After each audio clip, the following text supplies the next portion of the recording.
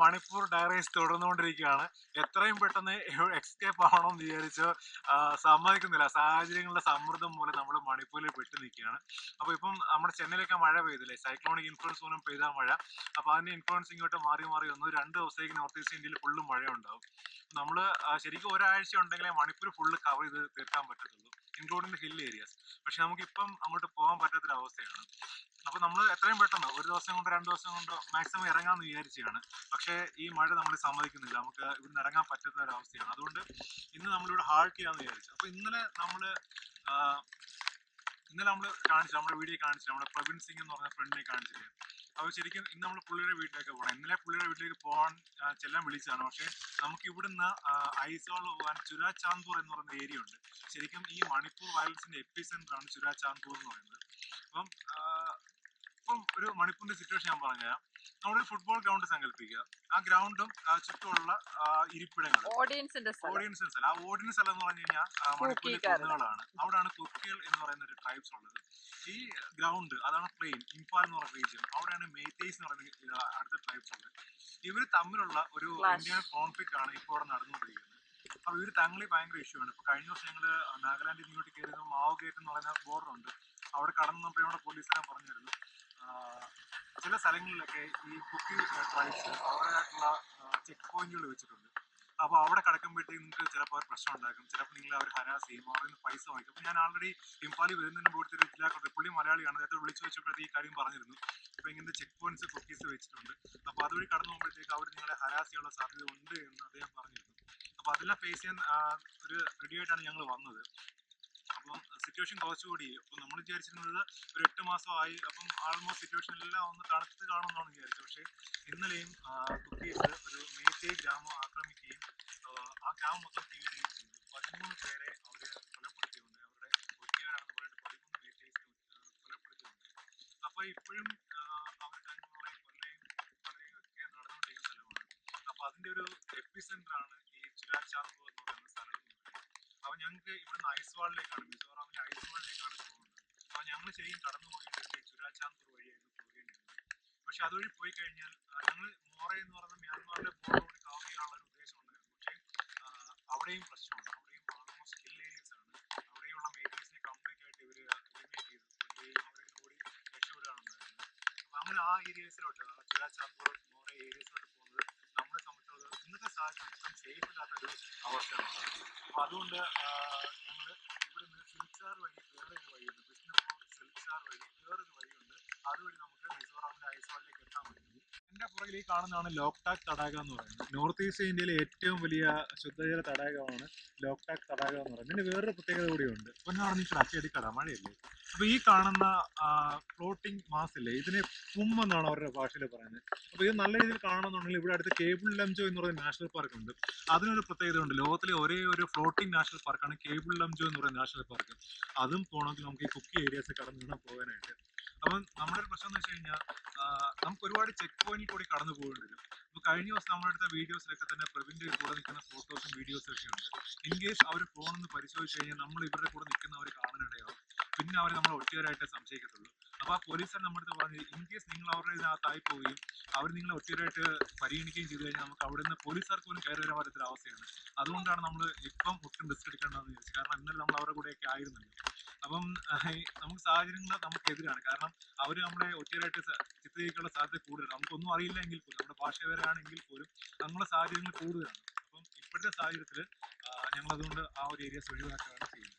അപ്പം നമ്മുടെ Loktak തടാകവും cable ലംജോ national പാർക്കും, നമ്മൾ കേബിൾ ലംജോ നാഷണൽ പാർക്കിൽ ഒരു ഡിയർ ഉണ്ട്, സാൻഗായ് എന്ന് പറയുന്ന ഡിയർ ഉണ്ട്. അതിനെ കാണണമെന്ന് വിചാരിച്ചിട്ടാണ് വന്നത്. പക്ഷേ ഇപ്പോൾ എന്തായാലും നമുക്ക് കാണാൻ പറ്റില്ല. മണിപ്പൂരിൽ ഇനി വരുമ്പോഴത്തേക്ക് പിന്നീട് കാണാമെന്ന് വിചാരിക്കുന്നു. അപ്പോൾ ഈ ഇതെന്ന് പറയുന്നത് ഫ്ലോട്ടിംഗ് ആണ്. ഇതിനകത്ത് നമുക്ക് നടന്നാൽ നമ്മൾ താന്നു പോകത്തില്ല, നമ്മുടെ അടിയിലോട്ട് ചവിട്ടി താന്നു പോകുന്ന രീതിയിലുള്ള സംഭവമാണ്. അപ്പോൾ ഇതെല്ലാമാണ് കേബിൾ ലംജോ നാഷണൽ പാർക്കിന്റെ എക്കോസിസ്റ്റം എന്ന് പറയുന്നത്. അതിനകത്ത് മീൻ വളർത്തലുണ്ട്. അപ്പോൾ അങ്ങനെ അവരുടേതായിട്ടുള്ള കുറേയധികം രീതികൾ. അവിടെയൊക്കെ കാണുന്ന ഹോം സ്റ്റേസ്, അതേ ആ കാണുന്നൊക്കെ ഹോം സ്റ്റേസ് ആണ്. അപ്പോൾ ഇവിടുന്ന് വള്ളത്തിൽ നമ്മളെ ഹോം സ്റ്റേയിലേക്ക് കൊണ്ടുപോവുകയൊക്കെ ചെയ്യും.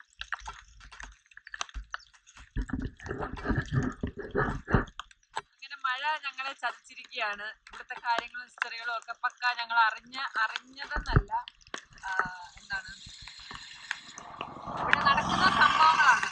നമുക്കത് കേട്ട് കഴിഞ്ഞാൽ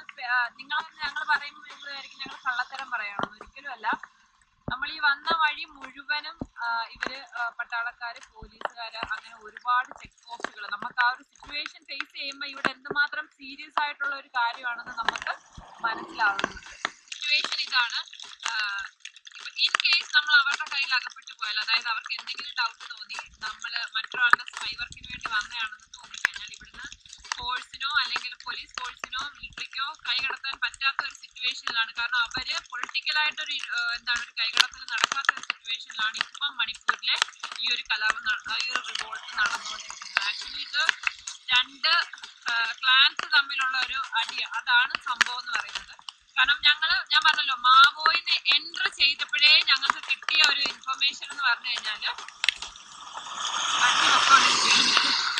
തലേന്ന് രാത്രി, അതായത് ആ രാത്രിയില് 13 പേരാണ് കൊല്ലപ്പെട്ടത്. അത് കൂടാതെ ഒരുപാട് വീടുകള് അവര് കത്തിച്ച് ശാമ്പലാക്കി. അപ്പൊ അതായത് ഇപ്പൊ ഞങ്ങൾക്ക് പോകേണ്ടുന്ന സ്ഥലങ്ങളിലെ പലരും, അതായത് നമുക്ക് കവർ ചെയ്യേണ്ട ഈ സ്ഥലങ്ങളിലുള്ള, അതായത് കുറവുള്ള പ്ലാൻസുകൾ മൈഗ്രേറ്റ് ചെയ്ത് ഇപ്പൊ പല പല സ്ഥലങ്ങളിലേക്ക് പോയിക്കൊണ്ടിരിക്കുകയാണ്. അതുപോലെ മ്യാൻമർ ബോർഡർ ക്രോസ് ചെയ്യണമെങ്കിൽ പോലും നമ്മൾ ഡ്രൈവ് ചെയ്തേ പറ്റുള്ളൂ. അത് മാത്രമല്ല, അങ്ങനെ ചെയ്ത് ഇൻ കേസ് അവരത് സാറ്റിസ്ഫൈഡ് അല്ല എന്നുണ്ടെങ്കിൽ നമ്മളെ കള്ളക്കേസിൽ കൊടുക്കുകയോ അങ്ങനെയൊക്കെയുള്ള പ്രശ്നങ്ങൾ, അതായത് നമ്മൾ റിസ്ക് എടുക്കാൻ ആഗ്രഹിക്കുന്നില്ല. കാരണം നമ്മൾ പരിചയമില്ലാത്ത ഒരു സ്ഥലത്താണ്, നമുക്ക് ഒരിക്കലും അങ്ങനെ ചെയ്യാൻ പാടില്ല. അതുകൊണ്ട് ഞങ്ങള് ലോക്താങ് ലേക്ക് കാണാൻ ഇറങ്ങിയതാണ്. ഈ ലോക്താങ് ലേക്കിന് മറ്റൊരു പ്രത്യേകത എന്ന് പറഞ്ഞു കഴിഞ്ഞാൽ, ഇതെന്ന് പറഞ്ഞു കഴിഞ്ഞാല് എന്താ പറയാ, ഫ്ലോട്ടിംഗ് മാർക്കറ്റ് ഒരു ഐലൻഡ് ആണ് സത്യത്തിൽ ഇതെന്ന് പറഞ്ഞത്. ഇവിടെ ഹോം സ്റ്റേകൾ ഉള്ളതായിട്ടാണ് നമുക്ക് വീഡിയോകളൊക്കെ ഒരുപാട് കിട്ടിയിരുന്നത്.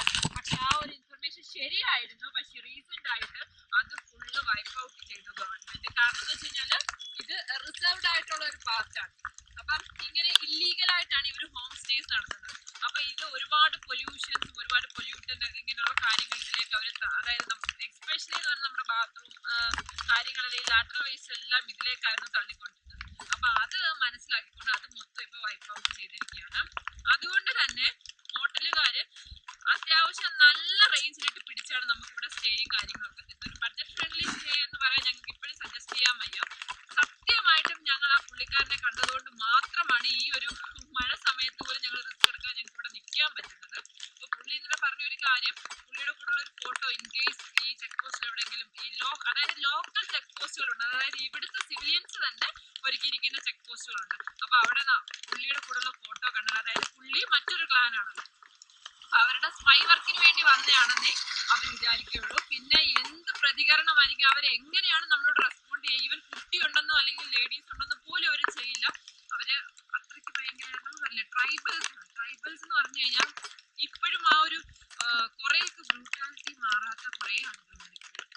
ഞാൻ ഒരിക്കലും അവരെ കുറ്റപ്പെടുത്തല്ല, കാരണം അവർക്ക് അതേ അറിയത്തുള്ളൂ. അവരങ്ങനെയാണ്, മാറ്റങ്ങൾ വന്നുകൊണ്ടിരിക്കുന്നതേ ഉള്ളൂ. സത്യത്തിൽ ചെറിയ പേടിയൊക്കെ ഉണ്ട് ഇവിടെ നിൽക്കാനായിട്ട്. പക്ഷെ പുള്ളിയുള്ളത് വലിയൊരു അനുഗ്രഹമാണ്. അങ്ങനെ ഞങ്ങള് ഈ മഴയായിരുന്നിട്ട് കൂടിയും ചെറിയ ചെറിയ കാഴ്ചകൾ കാണുകയാണ്. അപ്പൊ കൂടുതൽ വിശേഷങ്ങളിലേക്ക് പോകാം. അവിടെ ഒരു റിസോർട്ട് ഉണ്ട്, സെന്ദ്ര റിസോർട്ട് എന്നാണ് പറയുന്നത്. ആ കുന്ന് കയറി കഴിഞ്ഞാൽ ആ മുകളിൽ കാണുന്ന സെന്ദ്ര റിസോർട്ടാണ്. അവിടെ നിന്ന് കഴിഞ്ഞാൽ ഈ ലോക്ടാക് ലേക്കിൻ്റെ ഒരു ഫുൾ ഓവർവ്യൂ ഒക്കെ കിട്ടും. പക്ഷേ ആ റിസോർട്ടിൽ താമസിക്കണമെങ്കിൽ ഒരു നൈറ്റിന് ഒരു കോട്ടേജിന് 5000 രൂപയും ഒരു റൂമിന് 8000 രൂപയും കൊടുക്കണം. അത്രയൊന്നും കൊടുക്കാനുള്ള ശേഷി നമുക്കില്ലാത്തതുകൊണ്ട് നമ്മൾ തൊട്ട് താഴെ 1500 രൂപയ്ക്ക് ഒരു റൂം എടുത്തു. അവൻ രാവിലെ പറഞ്ഞത്, ഇന്നലെ റൂം എടുത്തത് പറഞ്ഞത് അവൻ വിത്ത് ബ്രേക്ക്ഫാസ്റ്റ് തരാമെന്നാ. പക്ഷെ അന്നേരം മണ്ടത്തരം പറ്റിപ്പോയി, എന്താ ബ്രേക്ക്ഫാസ്റ്റ് ചോദിക്കാൻ വിട്ടുപോയി. ഇന്ന് രാവിലെ അവൻ ബ്രേക്ക്ഫാസ്റ്റ് കൊണ്ടുവന്നു, 2 ബ്രെഡും ഒരു ചായയും. ഒന്നാമത്തെ കാര്യം എന്ന് പറഞ്ഞു കഴിഞ്ഞാൽ നമ്മള് ട്രാവൽ ചെയ്യാണ്. അപ്പൊ ഞങ്ങൾ തന്നെയാണല്ലോ ഫുഡ് വെക്കുന്നത്. നമ്മൾ ആ ഒരു കാര്യം നിങ്ങൾ മനസ്സിലാക്കണം. നമ്മൾ ഇത്രയും ട്രാവൽ ചെയ്ത് കഴിഞ്ഞ് വന്നിട്ട് ഞങ്ങൾ തൊട്ടടുത്ത ദിവസം ഉച്ച വരെയുള്ള ഫുഡുകളാണ് ഞങ്ങൾ രണ്ടുപേരും പ്രിപ്പയർ ചെയ്യുന്നത്. നമുക്കറിയാം അത്യാവശ്യം ട്രാവലിംഗ് കഴിഞ്ഞ് വരുമ്പോൾ നമ്മൾ ഓൾറെഡി ടയേർഡായി. എന്നാൽ കൂടിയും നമുക്കൊരു ബഡ്ജറ്റ് ഫ്രണ്ട്ലി ആയിട്ട് പോകാൻ വേണ്ടിയിട്ടാണ് നമ്മൾ ഫുഡൊക്കെ പ്രിപ്പയർ ചെയ്യുന്നത്. സത്യത്തിൽ ഞങ്ങൾ രണ്ടുപേരും ആശ്വസിച്ചിരുന്നു. ഇന്ന് ബ്രേക്ക്ഫാസ്റ്റ് ഒക്കെ ആണല്ലോ. അയാൾ കൊണ്ടുവന്നതെന്ന് പറഞ്ഞു കഴിഞ്ഞാല്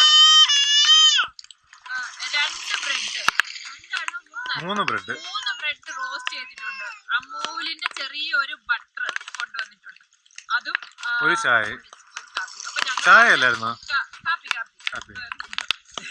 അത് കഴിഞ്ഞ് ഞങ്ങൾ പറഞ്ഞു കൊച്ചുകൂടി ഇല്ലേ ഒരു കാപ്പി കൂടെ എന്ന് പറഞ്ഞപ്പോൾ അതിന് എക്സ്ട്രാ പേയ്മെന്റ് കൊടുക്കും.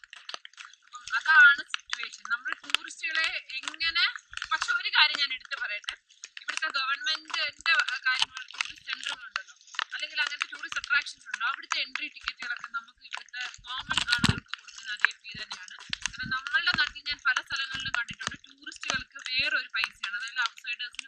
ഈസിയാണ്. പിന്നെ ഒരു കാര്യം ഞാൻ പറയാൻ മറന്നുപോയി. ഞങ്ങൾ ഇന്നലെ മാവോ കഴിഞ്ഞ് ഇങ്ങോട്ടേക്ക് വരുമ്പം ഒരുപാട് വില്ലേജസ് ഉണ്ടായിരുന്നു. അപ്പൊ ഓരോ വില്ലേജിന്റെയും എൻട്രിയുടെ ഫ്രണ്ടിൽ നല്ല വെണ്ടയ്ക്ക അക്ഷരത്തിൽ എഴുതി വെച്ചിരിക്കുന്നത് ഞങ്ങൾ കണ്ടു. Outsiders are not. അതായത് ഞങ്ങൾ ടൂറിസ്റ്റുകളൊന്നുമല്ല. ഇതൊരു വഴിയാണെങ്കിൽ അപ്പുറത്തൊരു വില്ലേജ് ഇപ്പുറത്തൊരു വില്ലേജാണ്. ഈ വില്ലേജിൽ നിന്ന് ഒരു വ്യക്തിയെ പോലും അവരകത്തേക്ക് കിടക്കാൻ ഉദ്ദേശിക്കുന്നില്ല. കാരണം സെക്യൂരിറ്റി പ്രശ്നമാണ്. കാരണം ഇവരെന്തിനു വരുന്നു, എങ്ങനെ ബിഹേവ് ചെയ്യുന്നു, അവിടുന്ന് ആക്രമിക്കാൻ വരിക, അതാണ് നമ്മൾ ഒരിക്കലും അങ്ങനെ ഫേസ് ചെയ്തില്ല. പണ്ട് പുസ്തകങ്ങളിലൊക്കെ പണ്ടത്തെ യുദ്ധങ്ങളൊക്കെ ഇങ്ങനെ ഞാൻ കേട്ടിട്ടുണ്ടെന്നല്ലാതെ നമ്മൾ കണ്ടിട്ടില്ല. ഞങ്ങൾ കറക്റ്റായിട്ടുള്ള കാര്യം, അതായത് ഇന്ന് ഡിസംബർ 7 ഇന്നും ഇന്നലെയുമായിട്ട് നടക്കുക അല്ലെങ്കിൽ അതിന് പുറകോട്ടുള്ള സിറ്റുവേഷൻസ് ആണ് ഞങ്ങൾ ഇതുവരെ പറഞ്ഞത്. മണിപ്പൂരിൽ ഉണ്ട്, പക്ഷെ ഇത് വെളിയിൽ പേപ്പേഴ്സിലൊക്കെ ഉണ്ടോ എന്ന് എനിക്കറിയില്ല. പക്ഷെ ഇങ്ങനെ നടക്കുന്നുണ്ട്. ഉള്ള കാര്യമാണ് പറയുന്നത്. ഇവിടെ വന്നപ്പോഴാണ് ഇപ്പോഴും ഞാൻ വിചാരിച്ചത് ഈ കലാപങ്ങളൊക്കെ ഒന്ന് കെട്ടടങ്ങിയിട്ടുണ്ടാവും എന്നുകൊണ്ടാണ് ഞാൻ കയറി വന്നത് തന്നെ. പക്ഷെ ഇവിടെ വന്നപ്പോഴാണ് ശരിക്കും ഇന്നലെ പ്രവീൺ പറഞ്ഞത്. നമ്മൾ 13 പോലീസുകാരെ പറഞ്ഞുവെങ്കിലും പുള്ളി അത് കറക്റ്റായിട്ട് പറഞ്ഞു. 13 അല്ല, കാരണം വീടൊക്കെ ഒരുപാട് അഗ്നിക്കിരയാക്കിയിട്ടുണ്ട്, ഗ്രാമങ്ങൾ ഉൾപ്പെടെ കത്തിച്ചേരുന്നത്. അപ്പോൾ അതിനകത്ത് എത്ര പേര് കത്തി എറിഞ്ഞിട്ടുള്ളതെന്ന് കൃത്യമായിട്ട് കണക്കുകളൊന്നുമില്ല. ഇവർ വെടിവെച്ച് വന്ന ആൾക്കാരുടെ എണ്ണം മാത്രമേ ഗവൺമെൻറ്റിൻ്റെ കയ്യിലുള്ളൂ. അപ്പോൾ എണ്ണം അതിലും കൂടുതലായിരിക്കാം. അപ്പം ഒഫീഷ്യൽ കണക്കും അല്ലാത്ത കണക്കും ഉണ്ടല്ലോ. അപ്പോൾ നമുക്ക് തന്നെ എത്രയാണെന്ന് തീർച്ചപ്പെടുത്താറായിട്ടുണ്ട്. അപ്പോൾ ഇപ്പോഴും still there is something burning in Manipur എന്ന് തന്നെ നമുക്ക് പറയാം അല്ലേ. അപ്പോൾ നമുക്ക് ഇനിയിപ്പോൾ എന്തായാലും നമ്മളൊന്ന് റെസ്റ്റ് ചെയ്യുകയാണ്. ഇനി ഈ മഴയത്ത് ഇറങ്ങാൻ പറ്റും. നമ്മൾ കുറച്ച് ദൂരം ഒരു കിലോമീറ്റർ ഞാൻ ഇന്ന് ഹോട്ടലിൽ നിന്ന് ഇവിടം വരെ ഡ്രൈവ് ചെയ്തുള്ളൂ. അപ്പോൾ തന്നെ നല്ല രീതിയിൽ തണുക്കുന്നുണ്ട്. അപ്പം ഇന്നും നാളെ ഇവിടെ മഴയാണെന്നാണ് ഫോർകാസ്റ്റ്, ഗൂഗിളിൻ്റെ ഫോർകാസ്റ്റ് കാണിച്ചേക്കുന്നത്. അപ്പോൾ അതുകൊണ്ട് ഇന്ന് റെസ്റ്റ് എടുക്കേണ്ടി വരുമായിരിക്കാം. അപ്പോൾ റെസ്റ്റ് എടുക്കേണ്ടി വരുവാണെങ്കിൽ പ്രഭുവിൻ്റെ വീട്ടിൽ തന്നെ പോയി റെസ്റ്റ് എടുക്കുന്നേ ഉള്ളൂ. അപ്പം ബാക്കി കാഴ്ചകളൊക്കെ ഇവിടുന്ന് കിട്ടുന്ന അറിവുകളൊക്കെ പങ്കുവയ്ക്കുന്നതായിരിക്കും. അതുപോലെ തന്നെ വീഡിയോസ് എടുക്കുന്നതിൽ ഒരുപാട് റെസ്ട്രിക്ഷൻസ് ഉണ്ട്. ഞങ്ങൾ ഒഴിഞ്ഞു നിന്നൊരു സ്ഥലത്തെന്നാണ് കാര്യം പറഞ്ഞത്. ഇവിടെ രാവിലെ അധികം വലിയ ആളുകളൊന്നുമില്ല. ഇവൻ നമ്മൾ ബൈക്കിൽ പോകുമ്പോൾ ഹെൽമെറ്റ് ഒക്കെ വെച്ച് കറുത്ത കോട്ടൊക്കെ ഇട്ട് ഇതല്ലേ പോകുന്നത്. അപ്പൊ ഞങ്ങൾ ഇട്ടിരിക്കുന്നത് ബൂട്ടാണ്. അപ്പം ഇന്നലെ പ്രവീൺ സിംഗ് പറഞ്ഞതും അത് തന്നെയാണ്. നിങ്ങൾ ബൂട്ടെന്ന് കാണുമ്പോഴേ അവർക്ക് ചിന്ത വേറെ ഒന്നും അല്ല, നിങ്ങൾ പോലീസുമായിട്ട് ബന്ധപ്പെട്ടിട്ട് എന്തോ ആണെന്നാണ് പറഞ്ഞേക്കുന്നത്. ഇൻ കേസ് പിടിക്കുമ്പോഴേ പറഞ്ഞുകൊള്ളുക, ഞങ്ങൾ ഗവൺമെന്റ് എംപ്ലോയി ടൂറിസ്റ്റുകളാണ്. ആകെയുള്ള ബലം വണ്ടിക്ക് KL രജിസ്ട്രേഷൻ എന്നുള്ളത് മാത്രമാണ്. ഇവനാണ് നമ്മുടെ ചങ്ക്. ഇവൻ ഉള്ളതുകൊണ്ടാണ് നമ്മൾ ഇതുവരെ പിടിച്ചിരിക്കുന്നത്.